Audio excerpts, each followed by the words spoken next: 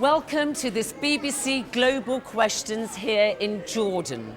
I'm at the United Nations main Refugee Registration Centre, and around me are some of the 5 million Syrian refugees who have fled their country because of the brutal civil war that broke out exactly 5 years ago. The people here have endured the loss of loved ones, the destruction of their homes, injury and the other traumas of war, and they are struggling to survive in a new country. It is the nations of the region like Jordan, Lebanon and Turkey who are hosting most of the Syrian refugees, and they themselves are struggling to cope and are appealing for more international help. On this programme, I'm joined by politicians, NGOs and Syrian peace activists. They'll be taking questions from an audience which includes refugees. Join us for this BBC Global Questions, Syria's refugee crisis, no end in sight.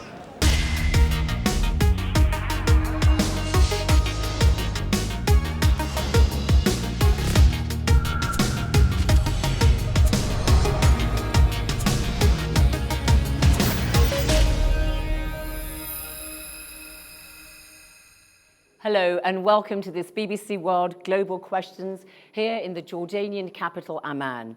I'm joined by our 5 panellists and our audience at this UN Refugee Registration Centre, as well as you watching and listening around the world on TV, radio and online.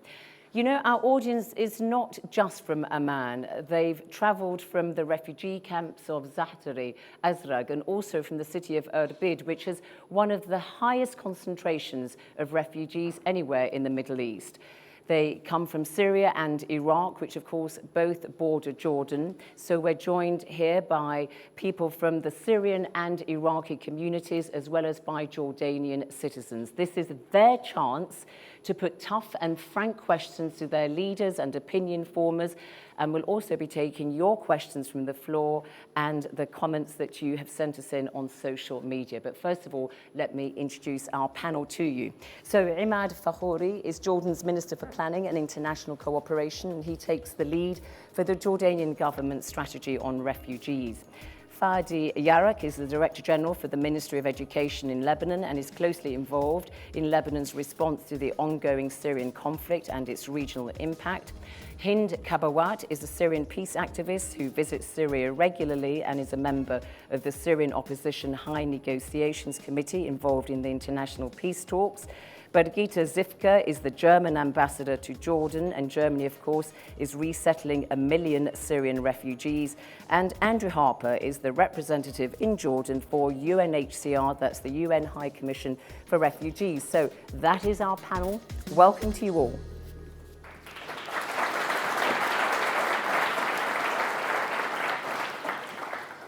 All right, let's take our first question now from a Syrian refugee, Hussam, on the difficulties of trying to find resettlement. Hussam. Hello, everybody. My name is Hussam. It's a great honor to me to stand before you. My question is, why the Syrian people go to European countries by sea? Why they risk their life? My father and my brother left to Germany by sea because they don't have any other choices. So I ask from UNHCR and all the people who can help the Syrian people, please.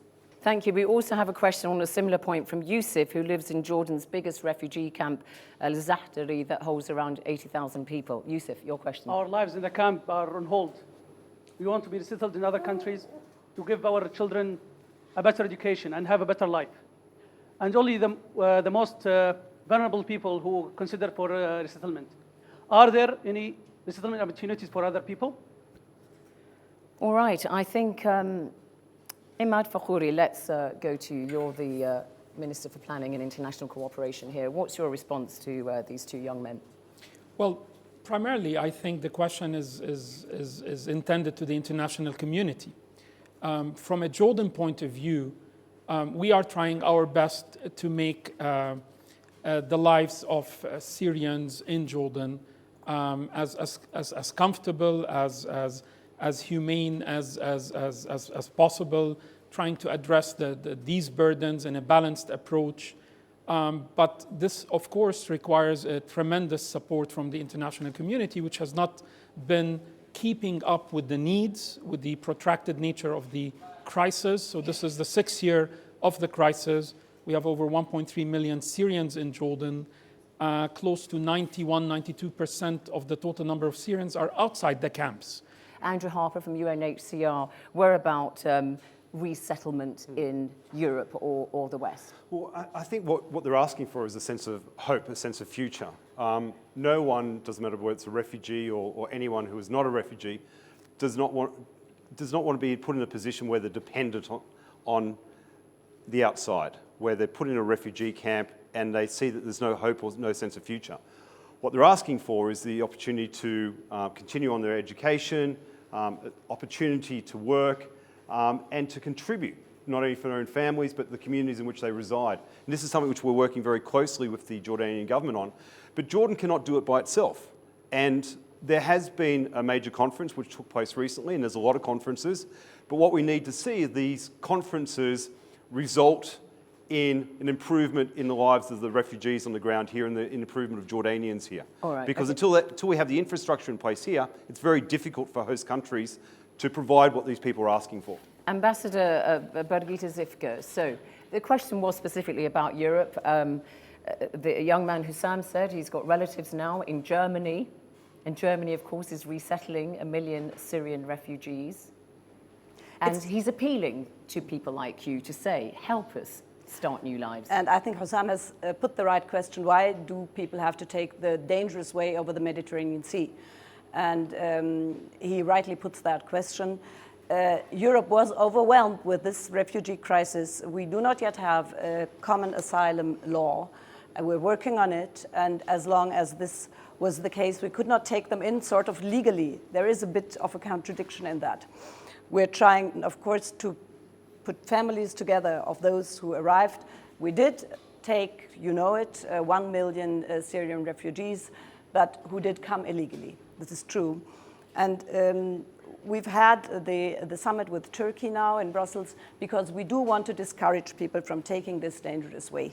And that's what you've got, this new 1-for-1. So exactly. For every one refugee who is turned back from the overstretched Greek islands, they are sent back to Turkey, but Europe will take... We're taking one legally. Legally from a camp in Turkey. Then you can call like resettlement. Yeah, but not everybody's happy about that, we should just say. But that's as a deterrent to stop people trying to make the dangerous exactly, crossing. Because we really do not, as long as we do not have another way of applying for asylum in a legal way on a common European basis, we do not have another way of regulating it, and we do not want these people to be exploited by traffickers.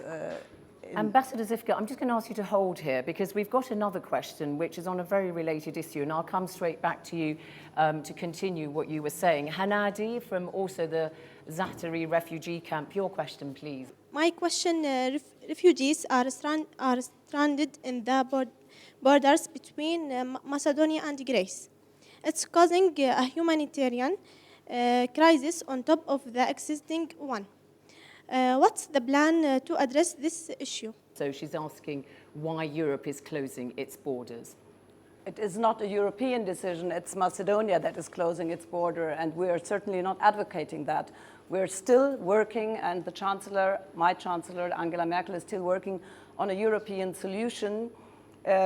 We want to help Greece now to cope better with that situation, and then hope that Macedonia will open its borders. But this is not a European decision, please. This is a unilateral decision. But it's happening. It is happening, yes. And a cause of regret to you then? Is that what you're saying to the young lady, Hanadi? We're working on it. And you know that Germany is a strong advocate of finding a common European solution, and closing borders is, in our perspective, not the right way to do it. Andrew Harper from UNHCR. What richer countries are showing to countries surrounding Syria is that a lack of humanitarianism, and the decisions by countries, whether they're in Europe or elsewhere, are setting very bad precedents for not only Europe but also around the world. So it's difficult for countries in Europe to be lecturing countries like Jordan about allowing more refugees to come in if Jordan sees what other countries are doing. So what we need to ensure is that all countries allow those people seeking protection to be able to enter and be able to have their cases adjudicated. Hind, you go in and out of Syria on a regular basis. You were there only 6 months ago. Do people get it inside Syria that if they try this perilous journey, it may be futile? We, the Syrian, we appreciate very much what you're doing for us, the humanitarian aids you're giving to us. It's a symbol of compassion you're giving to our refugee peoples. The Syrian people, if you read the last 100 years of history, we welcome every single refugee in the area. We welcome the Caucasian, the Armenian, the Palestinian, the Iraqis and Lebanese. We share with them bread, schools, homes. Today, we have a crisis. We have craziness happening in Syria. Those people, when they want to take the sea, and they want to take a refuge because there is problems there. There is a barrel bombs. You have no idea what it feels when I hold a little refugee kid and little Syrian without limbs because of the barrel bombs. So in answer to your question, to the questions coming in about why Europe is closing its borders, you think it's clearly the wrong action for them to take. They should welcome the Syrians coming in. Definitely, because those people, I just want to make sure that we need this help. And now what's happening in Syria, it's insane. So this is the time they show their values. I learn your values, the European values and the Western values at school. This is the value of compassion and welcoming everybody. Okay. Fadi Yarek, on this question of refugees wanting resettlement in Europe. I think there is a human rights issue on this. The situation is very delicate in every country, but... So do you want to see more going to Europe? We'll come to education later, which I know is your... We would like ultimately to see the youngest and the Syrians going back to Syria and rebuild their country. Who amongst the refugee community here, be you Syrian or Iraqi, want to go to the West, Europe or North America? Can you put your hands up? And who does not want to go to the West? I think that it's pretty even, actually, amongst the number of refugees here. Half want to go to the West, to Europe or North America, and half don't want to. Maybe just a few more want to go to the West. Very quickly, Hind. I've been here for a week now in Jordan, and all the women refugees I met, Zeinab, they want one thing. They want to go back home, they want to make their bread, and they make their coffees. So they want to go back home. Okay, thank you. All right. Let's take a question or two now on the current plight of the millions of refugees in countries in the region. First, let's go to Muta'ib, who lives at Azraq camp, that's east of Amman, where there are about 30,000 people. I am volunteering as an English teacher in Azraq camp. I love my job, and I am very happy to see 5 of my students are with us today speaking English.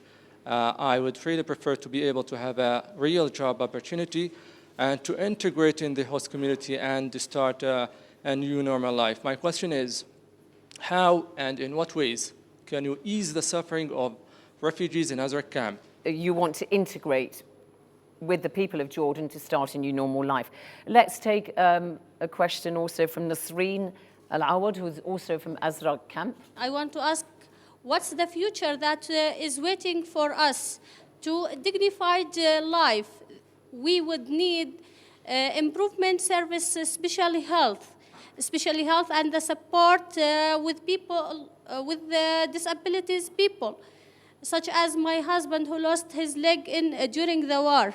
Minister Ahmad Fakhouri, questions there from 2 Syrian refugees living in Jordan, and they want to integrate better into life here and they want more assistance. What is your answer? To Muta'ib and Nasreen, we are trying our best to provide what we can do, as we've done over the past 70, 80 years, to multiple waves of refugees that have come through Jordan, making Jordan one of the first or second top countries per capita-wise, having received refugees. The approach for us has always been a balanced approach. I can do to the refugees as much as I can do to my own citizens, to our own host communities, without one being at the expense of the others. The trick to all of that is, can we get the international community to provide more support? So you can't and do to it without fund? the help of the international Absolutely, we community. cannot do it, because you just heard many people mentioning statements. If I took in 19% as a population of Jordanians, of Syrians, this is just the last waves of Syrians in the past 5 years of refugees, that's the equivalent of asking Europe to absorb 100 million, the EU people, and they're at least 10 to 15 times wealthier than us. So this has to be a fair burden sharing. Out of London, I'm optimistic to say that we finally made a breakthrough, a You're paradigm talking shift. about the London conference The recent in London February. conference, where we changed the balance globally, that you need, if you want to help the refugees, you need to do it in the context of helping the economies of the host communities to grow, helping both the host communities, the central governments in these countries, as well as the refugees, so you can create a win-win-win situation for all. Mito. He's explained to you. Are you happy with the minister's explanation that Jordan could not do more for you without help from the international community? Somehow, yes, but I think that they could do something better than that. At least we ask for improvement for the refugees in the camps, especially as our camp. Fadi Yarab. The international community is now seeing what the host countries are doing, and mainly already we had challenges, we had our own challenges, and we need to strengthen our systems to be able to provide the equal services for the host communities as well as the refugees.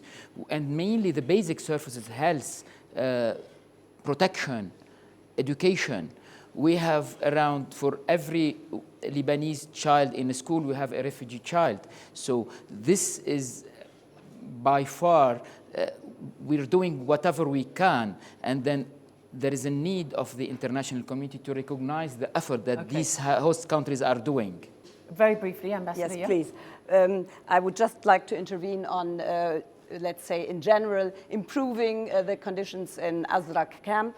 First of all, Germany has very much contributed to the general building of Azraq camp, and our offer stands that we are willing to do more to improve, like electricity and so on, and infrastructure with water supply.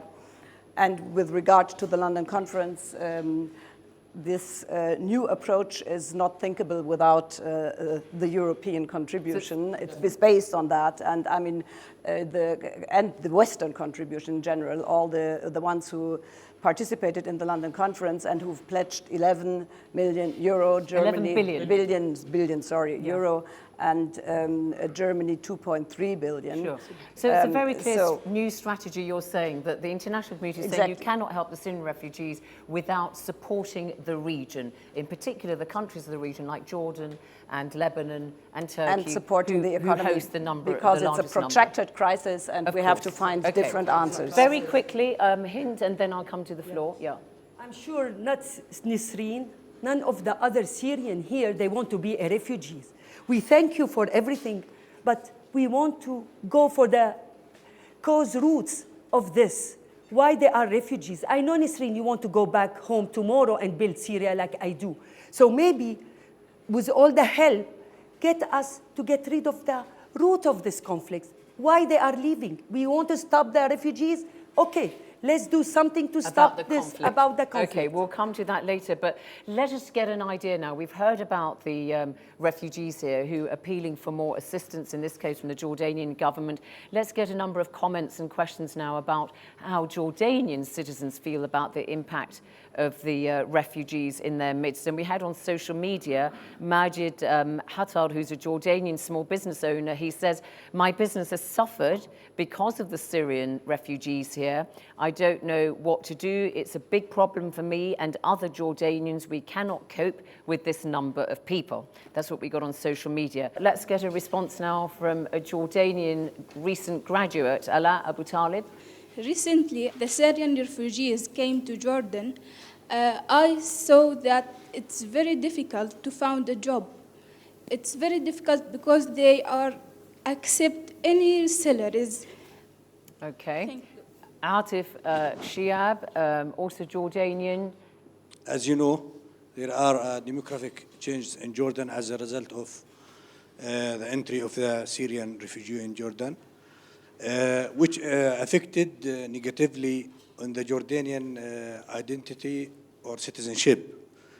Do you think that the Jordanian government aware of the risk of the massive influx refugee? Hind, I'm going to come to you directly to that because obviously two Jordanians there raising concerns about the impact on Jordanian identity and citizenship and also services and jobs. What do you say to them? We understand your concern and we feel it with you. Be sure that none of those Syrians, they want to stay here forever. Their hope and dream to go back to Syria. So when we stop the violence, we stop the barrel bombs, we stop the siege, and we stop the starvation for the people, these people will go back home and you will have no problem at all. So make sure that those Syrians are here temporary. You say you understand the concerns, but are you upset? You seem a bit upset by the fact that you say... It is not upset. I understand what they come from, but I want you to be sure that nobody wants to be a refugee. This is not our culture. We come here because why we're working? Because we want to work. We don't want to be dependent on others. This is our culture. We understand your economic and political concern, but us, we like to work and we like to do something. And our hope, as Nisreen and everybody, we want to go back home. All right. Emad Fakhouri, it was a question to you. Yes. Are you aware of the risks and the potential tension that there exists between... Of course. I mean, for us as government, the Jordanian citizens and communities are our #1 priority. And that is always at our top of the list. And we will never, and this will always be our red line. But I want to thank our citizens because they have been incredibly generous and hospitable. And this is not new to Jordanians. This is built into our Jordanian genetic code. This hospitality, keeping Jordan a safe oasis of stability, and always keeping our borders open, having received waves of refugees over the past, as I mentioned, 70 to 80 years. We understand that the refugee crisis and the regional turbulence is not only impacting the humanitarian side of the refugees, and we very much are obligated as Jordan, as Jordanians, to take care of our Syrian brothers and sisters, because this is our national Islamic humanitarian Arab duty. But two of your citizens here are complaining. They are complaining, and they're right to complain, because in the past 5 years, we have been growing at 1/3 the growth rate that preceded the past. So are you worried about tensions? Absolutely. Social cohesion issues are becoming Violence a serious issue. breaking out? We think the Jordanians know better. We know that there is a stress to a high level. There is a saturation. We have now to work quickly as an international community with the host countries to deliver on what we promised. So the specific issue of work is a major concern. Let's hear some more about this now. Adib, you are a Syrian who's lived in Jordan for some time, not as a refugee. Please. There's over 1 million Syrians in Jordan. Now, if we are to give them work permits, they will have their own income, which will cause them to be less dependent on the NGOs as well as the Jordanian government. Now, basic economics says increased consumer spending within your own country equals an increase in economic growth.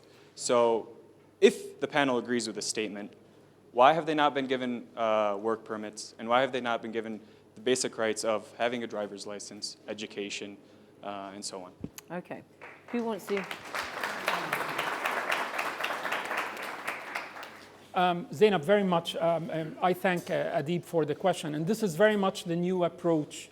And we will work very hard on pushing new investments and opening up job opportunities in areas where Jordanians do not work, as you have said, so it does not displace Jordanians. And we are, as Jordanian government, this is a red line for us. We cannot have the job creation for Syrians be at the expense of our own citizens. It has to be in areas where Jordanians, basically displacing non-Jordanian labor and introducing new investments that would actually require a certain percentage under the investment law of non-Jordanian labor. Ambassador Zifka? Yeah, perhaps I may just add. This is what the international community, especially the Europeans, have done from the very beginning already with the Jordan response plan. We have tried to ease, we were talking about possible tensions between Jordanians and Syrian refugees because of competition on the labor market, to ease possible tensions because we tried to improve the facilities always for Jordanians as well as for Syrians. Andrew Harper. I don't think Jordan can actually be asked to do too much more than what it has without those countries who have made commitments delivering on those commitments. What everything is coming down to is, whether it be on the education side, the health side, the job side, basically means not dividing up the existing services and infrastructure, but building more infrastructure and services. People are being forced to go to Europe and beyond, not because they want to, but because there's no choice. There's not sufficient jobs here, there's not sufficient education here, and the services are not sufficiently organised. That's not Jordan's fault. What Jordan is hosting, and what Lebanon is hosting, and what Turkey is hosting, is an international burden. And that the international community needs to step forward. We've been talking about resettlement. Like 1% of the refugees who are refugees are probably likely to be resettled. If there's no option for resettlement to take place in an organised manner, people such as refugees will take decisions in their own hand. That's why UNHCR is working with governments to try and expand the resettlement up to 10%. That's why we're working with the Jordanian government and donor states to improve the overall economic well-being in host countries so people are not forced to go away. So let's go to a question from Sosan, who is a Syrian, not a refugee, but from the Syrian community established here in Jordan, who works with children. Your question, please. Okay, there is a large percentage of kids who were either born in Jordan or have spent more of their lifetime in Jordan than in Syria now. So my question to the panel is, are there any plans or what actions are being taken to integrate these kids in the Jordan? Let's go to Lebanon, please. There, Fadi Yarak. Any education setup, and specifically the formal education setup is a visa for their future. It's a pathway to a better future, hopefully in Syria.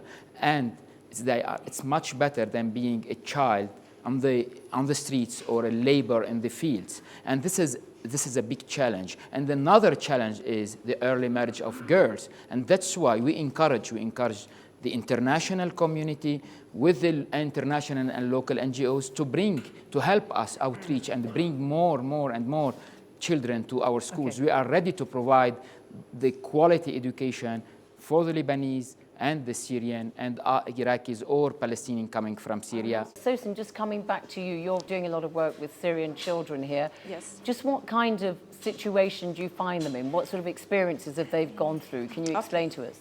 These kids, they witnessed all kind of war horrors. They witnessed like the destruction of their own homes. They moved from one house to the other. They witnessed killing in front of them, rape, beheadings, kidnapping, all kind of horrors. So these kids, when they go to school, they face issues because of their trauma that they suffer. Teachers don't know how to deal with them.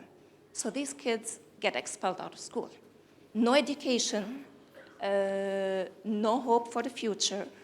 They will become actually liability, in my opinion, to the society. And there are #1 targets for radicalization. Fadi Yarak, clearly these are not just ordinary children you have to deal with.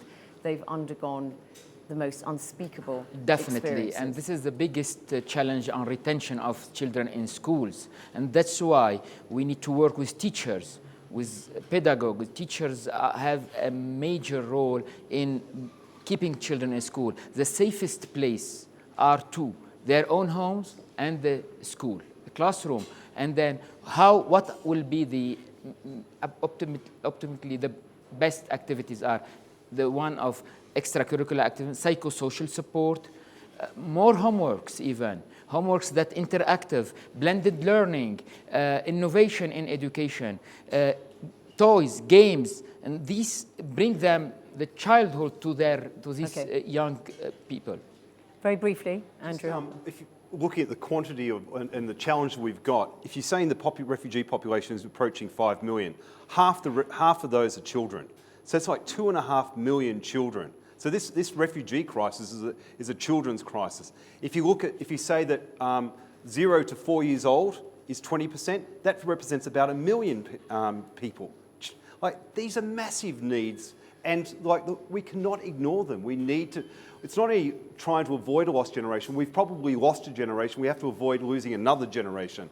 And every day, every hour, every minute that we do not take the necessary action to support the host countries, to get these children into school, to give them a sense of future, will have to be repaid multifold within the region and beyond. Okay, well, education clearly has been very much a recurring issue for you here on the panel. Let's take a question from Rahaf, who is 17 years of age and a Syrian refugee at Azraq. In the camp, many girls left school by asking their family to stop their studies to get married, as it's very difficult economically for them to continue supporting their daughters. How could you supporting this family so young girls like me can continue their studies? Okay, we also have Salha, also from Azraq camp. I would like to become a pharmacist, but I am scared that even if I pass the final exams, I want to be able to get a scholarship that continue with my studies. It is a possibility to increase the high education scholarship for Syrian refugees. Answering the question then, maybe you could, Fadi Yarek, about how you can get girls to continue their studies. I mean, the issue of early marriage is a big worry. Definitely. I think raising awareness between families in the settlements or in wherever they are living, it's important. And here is a major role of the non-governmental organization. And something else also, trying to provide a normal life in the schools. A normal life would bring these young people to stabilize their psychosocial behaviors and would feel that they want to continue. And a recent survey showed that they want, between children in students from a refugee background, they wanted or to be teachers or to be in the medical fields. And they are these two closest to their hearts, and we need to provide them with this kind of stability. We know they want to continue their education, because Rahaf has just said, but the question specifically was, how can you... If they continue, if they continue education, we avoid early marriages. If we raise awareness between parents, the early marriage is not a solution. So your answer to the question that many girls leave school because they're asked to do so by their families in order to get married is to educate the parents? Absolutely. Awareness, educate parents, talk to the parents and understand the pressure that they are living in. It's a horrible situation which everyone recognises. No one should get married before they need to or want to. Often families are in such a desperate financial situation that they can no longer afford to keep and protect their daughters. And how humiliating it is for a family to be able to do that, to be able to send their daughters off for marriage against their will in some cases. So we need to enhance the financial security of the families, either through direct support, aid, or allow the families to access the labour market. But then we also need to encourage and support the infrastructure for education, so the girls can go to tertiary education. In regards to scholarships, we have expanded the numbers of scholarships. We have to try and decrease the prices for Syrians to go to university, because the situation is we can't afford it. So we're working again with the Jordanian government to do that. We've had some success, but we need to be able to do more. Okay, all right. Well, I think that it's a very clear message coming from all of you on education and the refugee situation. Let's turn now to the difficulties that refugees coming from either Syria or Iraq encounter when they try to cross the border into safety, and also the problems that they have in leaving the refugee camps like Zahtari. We have Hanadi Anwar. Your question, please. Are there plans to allow refugees to visit their families outside of the camp with item permissions? Okay, let's go to Manar Mohammed, also from Zahtari, about the difficulties in movement. We all miss our families in Syria, and we would like to visit to see them. My question is, are there plans to make a safe passage way for Syrians in Jordan to visit their families in Syria and return to Jordan afterwards? Andrew Harper, the difficulties on leaving the camps here? We are working with the government to ensure that there is family reunification if people are outside of the camps, but it's not easy because Jordan is in a pretty tough part of the world and its number one concern is security. So it will provide that assistance. I don't want to talk on behalf of the Jordanian government, but they're not closed camps. People can leave the